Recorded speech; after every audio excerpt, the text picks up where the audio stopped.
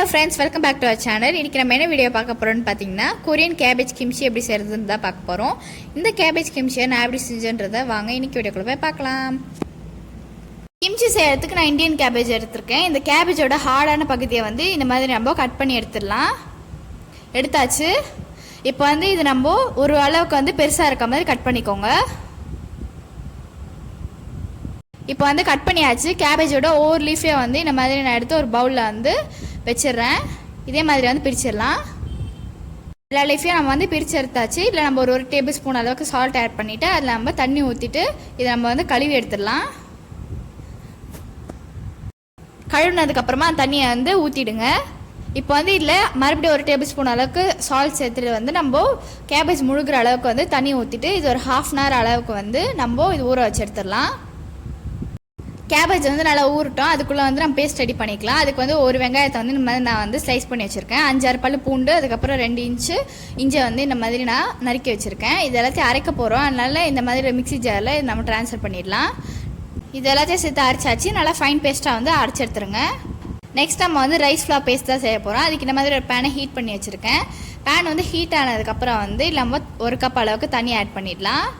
தண்ணி ஊற்றினதுக்கப்புறமா இதில் வந்து ஒரு டேபிள் ஸ்பூன் அளவுக்கு அரிசி மாவை வந்து இதில் ஆட் பண்ணிவிட்டு லம்ஸ் இல்லாமல் நல்லா மிக்ஸ் பண்ணிவிடுங்க. ஸ்டவ்வில் வச்சாச்சு. மீடியம் ஃப்ளேமில் வச்சு கைவிடாமல் கலரி விட்டே இருங்க. இதை வந்து நம்ம கலரிட்டே இருக்கப்போ வந்து நல்லா ஒரு திக் பேஸ்ட்டாக வந்து கிடைக்கும். அந்த மாதிரி திக்காக வர வரைக்கும் வந்து கைவிடாமல் கலரி விட்டுட்டே இருங்க. பாருங்கள், இந்த அளவுக்கு வந்து திக்காக இருக்குது. இன்னும் வந்து திக்காக வர வரைக்கும் கலரி விட்டே இருங்க. இதை பாருங்கள், நல்லா திக்காகிடுச்சு. இதுதான் வந்து பர்ஃபெக்டான கன்சிஸ்டன்சி. இப்போ நம்ம வந்து ஸ்டவ் ஆஃப் பண்ணிடலாம். இப்போ வந்து நம்ம ஒரு பவுலுக்கு ட்ரான்ஸ்ஃபர் பண்ணி நல்லா ஆற வச்சிடலாம். ½ hour ஆகிடுச்சு. நம்மளோட கேபேஜ் வந்து நல்லாவே வந்து ஊறிடுச்சு. இப்போ வந்து நம்ம தண்ணியை வந்து வடிகட்டி எடுத்துடலாம். இப்போ வந்து மறுபடியும் நம்ம கேபேஜை தண்ணி ஊற்றி நல்லா கழுவி எடுத்துடலாம். இதை பார்த்தீங்கன்னா கழுவி எடுத்தாச்சு. இப்போ வந்து இந்த மாதிரி ஒரு பவுலில் நான் வந்து ஒரு 2 டேபிள் ஸ்பூன் அளவுக்கு ரைஸ் மிக்சர் வந்து ஆட் பண்ணிக்கிறேன். இதுக்கப்புறம் வந்து நம்ம செஞ்சு வச்சுருந்த ஆனியன் மிக்சரை வந்து ஆட் பண்ணிடலாம். நெக்ஸ்ட்டு ஒரு 1/4 கப் அளவுக்கு ரெட் சில்லி பவுடர் ஆட் பண்ணிக்கிறேன். உங்களுக்கு காரம் அதிகமாகனா நீங்கள் அதிகமாக ஆட் பண்ணிக்கலாம். இதே வந்து எனக்கு ரொம்ப காரமாக இருந்துச்சு. இது கம்மி கூட நீங்கள் பண்ணிக்கலாம். அதுக்கப்புறம் வந்து ஒரு 3 டேபிள் ஸ்பூன் அளவுக்கு சால்ட் ஆட் பண்ணிக்கிறேன். சால்ட் ஆட் பண்ணதுக்கப்புறமா ஒரு டீஸ்பூன் அளவுக்கு லெமன் ஜூஸ் ஆட் பண்ணிக்கிறேன். லெமன் ஜூஸ்லாம் நீங்கள் வந்து வினிகர் கூட ஆட் பண்ணிக்கலாம். அதுக்கப்புறம் ஒரு 2 டேபிள் ஸ்பூன் அளவுக்கு நல்லெண்ணெய் வந்து ஆட் பண்ணிக்கிறேன். இப்போ இது எல்லாத்தையும் சேர்த்து நல்லா ஒரு மிக்ஸ் கொடுத்துக்கோங்க. நல்லா மிக்ஸ் பண்ணியாச்சு. இதான் பர்ஃபெக்டான கன்சிஸ்டன்சி. இது வந்து ரொம்ப திக்காக இருந்துச்சுன்னா இன்னும் கொஞ்சம் வந்து நீங்கள் ரைஸ் பேஸ்ட் வந்து நீங்கள் ஆட் பண்ணி நல்லா மிக்ஸ் பண்ணிக்கோங்க. நெக்ஸ்ட்டு வந்து நான் கொஞ்சமாக ரேடிஷை வந்து இந்த மாதிரி திருவி வச்சுருக்கேன். திருவி வச்சு இந்த ரேடிஷை வந்து உள்ளே சேர்த்துன்னு நல்லா வந்து மிக்ஸ் பண்ணிவிடுங்க.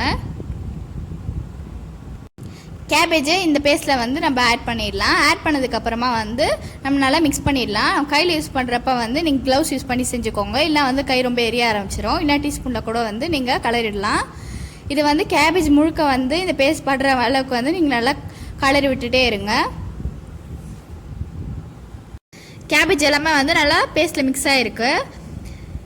இப்போ வந்து இதை ஸ்டோர் பண்ணி வைக்கிறதுக்கு இந்த மாதிரி ஒரு கிளாஸ் பவுலில் தான் வந்து நான் யூஸ் பண்ணுறேன். இப்போ இதில் வந்து நம்ம கேபேஜை ஆட் பண்ணிடலாம். கேபேஜ் ஆட் பண்ணதுக்கப்புறமா அதை க்ளோஸ் பண்ணிவிட்டு ஒரு 1 வீக்குக்கு வந்து நீங்கள் அப்படியே வந்து ஸ்டோர் பண்ணி வச்சுருங்க. 1 வீக் அப்புறமா வந்து இதே கிம்ச்சி வச்சு நம்ம எப்படி ஃப்ரைட் ரைஸ் செய்கிறதுன்னு பார்க்கலாம். இந்த கிம்ச்சியை வச்சு நெக்ஸ்ட்டு ஃப்ரைட் ரைஸ் எப்படி செய்கிறதுன்றத பார்க்கலாம். நீங்களும் வந்து கிம்ச்சி உங்கள் வீட்டில் ட்ரை பண்ணி பாருங்கள். மறக்காமல் உங்களோட ஃப்ரெண்ட்ஸ் அண்ட் ஃபேமிலிக்கு ஷேர் பண்ணிவிடுங்க. இன்னொரு வீடியோவில் நம்ம சந்திக்கலாம். Bye friends.